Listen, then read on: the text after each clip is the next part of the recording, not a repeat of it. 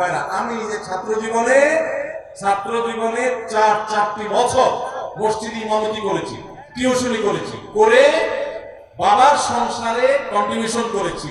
কারণ এক সময় বাবার অনেক ব্যবসা বাণিজ্য ছিল, অনেক বড় ধরনের দুর্ঘটনা হয়ে বিরাট লস খেয়ে ফেলেছেন। আমি তখন নিজে চাকরি করে, একটা নয় একাধিক চাকরি করে বাবার সংসারে আমি অংশগ্রহণ করেছি, টাকা পয়সা দিয়েছি। এবং আমার স্পষ্ট মনে আছে 4 বছর আমি একটা মসজিদে ইমামতির চাকরি পেয়েছি, 600 টাকা বেতন দেওয়া হতো। যশোরের যুব প্রশিক্ষণ কেন্দ্র সরকারি একটা অফিস, সেই অফিসের মসজিদে আমি ইমামতি করতাম। যুব প্রশিক্ষণ কেন্দ্রের মসজিদে প্রতি মাসে 600 টাকা করে বেতন পেতাম। 4 বছরের মধ্যে এই 600 টাকা থেকে কোনোদিন 6 টাকা নিজের খরচের জন্য পেটে রাখি নাই। নিজে কষ্ট করে চলতাম, অন্য কোনো ভাবে ম্যানেজ করতাম বা বাবার কাছে লাগলে পরে চেয়ে নিতাম, কিন্তু বেতনের পুরো টাকাটা বাবাকে তুলে দিতাম জাস্ট আমার পক্ষ থেকে বাবাকে হেল্প করার জন্য। আবার একই সঙ্গে মক্তব পড়াতাম, ইমামতি করতাম, 3-4 কিলোমিটার দূরে সাইকেল চালিয়ে ক্লাস করতাম। এবং এইভাবে পড়াশোনা করে ক্লাসে সব সময় ফার্স্ট পেয়েছি। এইভাবে পড়াশোনা করে 10 stand, second stand, third stand, 3-3টে স্ট্যান্ড করেছি। এইভাবে কয়েক মাইল সাইকেল চালিয়ে, পরীক্ষা দিয়ে, পড়ালেখা করে, চাকরি করে সংসারকেও সহযোগিতা করেছি, নিজেও স্বাবলম্বী হয়েছি। আবার পরীক্ষা দিয়ে আলহামদুলিল্লাহ প্রতিটি পরীক্ষায় ফার্স্ট হয়েছি এবং বোর্ড পরীক্ষায় সারা দেশের মেধা তালিকায় কখনো দশম, কখনো তৃতীয়, কখনো দ্বিতীয় স্ট্যান্ড করেছি আলহামদুলিল্লাহ। এই কথা আপনাদেরকে এই গল্প কেন শুনালাম? কারণ যুবকরা বাপ মা বিয়ে দেয় না, হুট করে একটা কাগজ ধরায় দেন আমার। কেন আপনি কাজ শুরু করে দেন, টিউশন শুরু করে দেন, ইনকাম করা শুরু করে দেন? অনেক যুবক বলে যে ভাই মেয়ের বাবারা পয়সা ছাড়া বিয়ে দিতে চায় না, নিজের বাবা বিয়ে দিতে চায় না। আমি বলি যে আপনি উপার্জন শুরু করেন, টাকা যখন কামাই করবেন দেখবেন সব সুর নরম হয়ে আসছে, বাবার সুরও নরম হয়ে আসছে, মায়ের সুরও দেখবেন নরম হয়ে আসছে। হ্যাঁ, যে মেয়ের বাপ দিতে চায় না সেই মেয়ের বাপ দেখবেন এখন সিরিয়াল দিচ্ছে। এই জন্য উপার্জন শুরু করে দেন, ঠিক আছে না ইনশাআল্লাহ? ভাইরা আমার, ছাত্র জীবনে বিশেষ করে অনেকের অফুরন্ত সময় থাকে। এই সময়গুলোতে প্রোডাক্টিভ কিছু না করলে শয়তান তখন খারাপ বন্ধুদের পালা ফেলে এবং মানুষ খারাপ কাজ করে। আল্লাহ তাআলা আমাদের সমস্ত যুবকদের চরিত্রগুলোকে হেফাজত রাখার তৌফিক দান করুন। এবং যতদিন পর্যন্ত বিয়ে না হচ্ছে ততদিন পর্যন্ত রোজা রাখবেন এবং সেই সাথে নিজের চোখকে হেফাজত করবেন, সবর করবেন, নিজেকে নিয়ন্ত্রণ করবেন।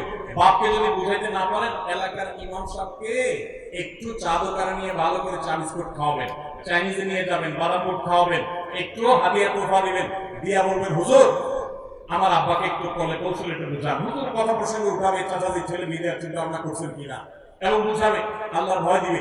আমি একবার ঢাকায় পল্টনে একটা হোটেলে উদ্বোধনে গেছিলাম, একটা খাবার হোটেলে। তো উদ্বোধন অনুষ্ঠান শেষে আমি বের হয়ে আসবো, এক ছেলে একটু স্বাস্থ্য বেশ ভালো, সে দেখি একজনের হাত ধরে টানতে টানতে আমার কাছে নিয়ে আসছে। আয়সা ভিড়ের মধ্যে বলছে হুজুর একটু থামেন। আমি দেখলাম কাহিনী কি, একটা ইয়াং ছেলে একজন মুরব্বীকে ধরে নিয়ে আসছে। তো আইনা বলতেছে হুজুর উনি আমার আব্বা, বহুদিন বলছে বিয়ের কথা, কোনো কথা শুনে না, আজকে হুজুর আপনার সামনে পাইছি, একটা আপনি ধরেন বুঝা। আমি চিন্তা করলাম এরকম তো পরিস্থিতির মুখে কখনো পড়ি নাই, তার বাপরে একটু বুঝা বুঝায় আর কি বলবো, বাইরে চলে আসছে। তো এরকম তৎক্ষণাৎ বুঝ দিয়ে হবে না, ইমাম সাহেবদের সাথে বাইর করেন, ইমাম সাহেবরা আস্তে আস্তে বুঝাবে তাদেরকে, আর নিজে উপার্জন শুরু করে দেন। এবং মুরব্বীদেরকে সিরিয়াসলি বলছি, নবী সাল্লাল্লাহু আলাইহি ওয়াসাল্লাম বলেছেন তোমাদের সন্তানরা যখন বিয়ের উপযুক্ত হয় তাদেরকে বিয়ে দিতে উপযুক্ত পাত্র বা পাত্রী পেয়ে গেলে আর এক মুহূর্ত বিলম্ব করবে না। যদি দেরি করো তাহলে জেনা, ব্যভিচার এবং চরিত্রহীনতা বাড়বে, এগুলোর দায় কিন্তু বাবা মাকে বহন করতে হবে। এই জন্য বাবা মাদেরকে আল্লাহ তাআলা বোঝার তৌফিক দান করুন। এরপর প্রশ্ন হলো, আমি একজন বিবাহযোগ্য যুবক, অনার্স 3য় বর্ষে পড়ছি, অনেকদিন যাবৎ আমি হারাম সম্পর্কে জড়িত আছি। চরিত্র হেফাজতের জন্য আমি এখন বিবাহ করতে চাচ্ছি, কিন্তু আমার পরিবার কোনোভাবে রাজি নয়। চরিত্র হেফাজতের জন্য এখন আমার করণীয় কি? নামটা একটু উল্লেখ করে বলবেন যাতে আমার মা বাবা বুঝতে পারে। যেহেতু অনুরোধ করেছেন উনি এবং নাম লিখিয়ে দিয়েছেন, তাহলে নাম তো আমাকে বলতেই হয়, মোহাম্মদ রিজভী আহমেদ রেজওয়ান। এই ছেলের বাপ যদি এখানে থেকে থাকেন, বাবাজি ছেলেটার দিকে একটু দয়া মায়া করেন। আল্লাহ আপনার দিলে রহম দিয়ে দেখে আমরা দোয়া করি। আল্লাহ চাচাজি এবং চাচির দিলে আল্লাহ তাআলা মায়া দয়া দিয়ে দেখ, ছেলের কষ্টটা বোঝার তৌফিক দান করুক। বাবাজিরা আপনারা যে বয়সে বিয়ে করেছেন সে বয়সে তখনকার যুগে ফেসবুক ইউটিউব ছিল না, টাচ ফোন মোবাইল ছিল না, স্মার্টফোন ছিল না। তখন চরিত্র রক্ষা করা অনেক সহজ ছিল। আপনার ছেলে যেই সমাজে বাস করে বাবা, এই সমাজের চতুর্দিকে আগুনের আঁচ তাকে ঘিরে আছে। এই অবস্থায় চরিত্র হেফাজত করাই ছেলের জন্য অনেক কঠিন। ছেলে বিয়ে করতে চাচ্ছে মানে হলো সে চরিত্রকে হেফাজত করতে চাচ্ছে। সে দুশ্চরিত্রবান হলে তো 2 নম্বর পথে সে নিজের যৌন আকাঙ্ক্ষাকে মিটাতে পারত। সে তো সৎ থাকতে চাচ্ছে, অতএব নিজের সন্তানের এই সৎ ইচ্ছাকে সাধ্য অনুযায়ী পূরণ করার চেষ্টা করে। আর সেই সাথে যে যুবক এই কাগজ লিখে পাঠিয়েছেন, আমরা তাকেও বলতে চাই, শুধুমাত্র আমাকে কাগজ গড়ায় না দিয়া নিজে একটু আয় রোজগার শুরু করে দেন। বাপের হোটেলে খাবেন আর আমাকে দিয়ে বাপকে বুঝাইয়া আরেকটা বউ আনাইয়া তারেও বাপের ঘাড়ে চাপাই দিবেন খাওয়ানোর জন্য। এটা তো উচিত কথা হয় না ভাই।